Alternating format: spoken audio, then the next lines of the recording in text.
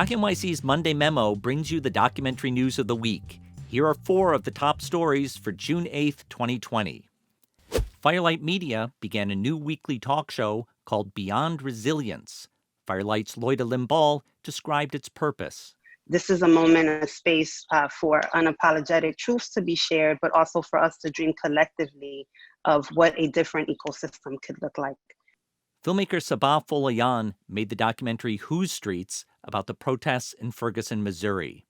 She shared her truth about seeking outreach support for that film. There are these organizations that are set up to kind of, support you making it, and then you're going to go up on their blog, and you're going to go up on their social media, and you're going to be their signpost in perpetuity because you signed that contract with the grant.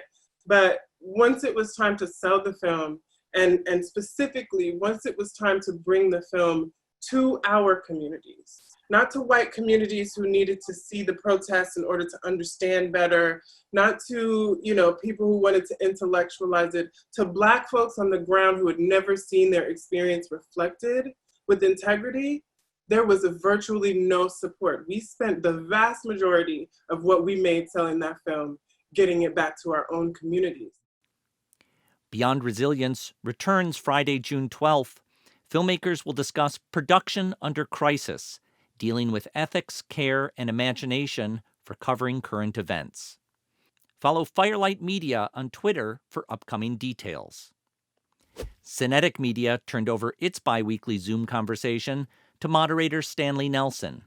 On the agenda, bringing change to documentary funding.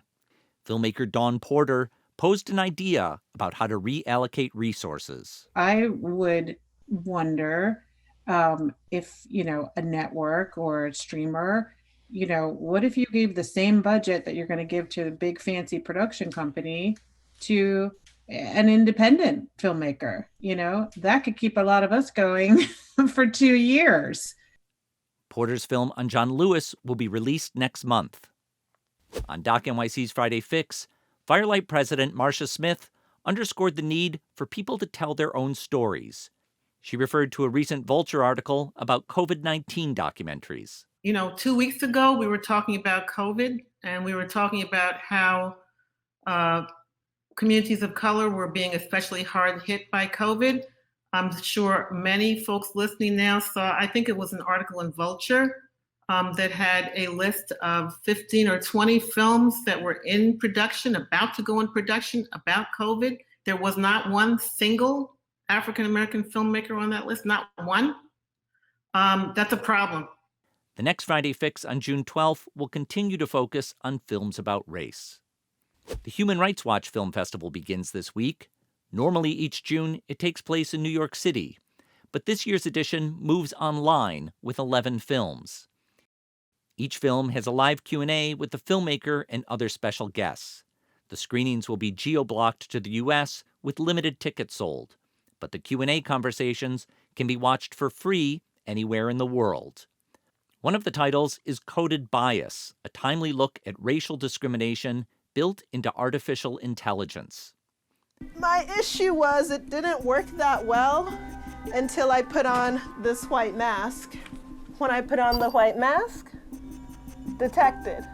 I take off the white mask, not so much. The Human Rights Watch Film Festival takes place from June 11th to the 20th. Coded Bias director Shalini Kantaya will be my guest on Friday Fix. You can read these stories and many more in the Monday Memo newsletter. Subscribe at docnyc.net for our weekly email. I'm thinking, all right, what's going on here? Is it just because of the lighting conditions? Is it because of the angle at which I'm looking at the camera, or is there something more?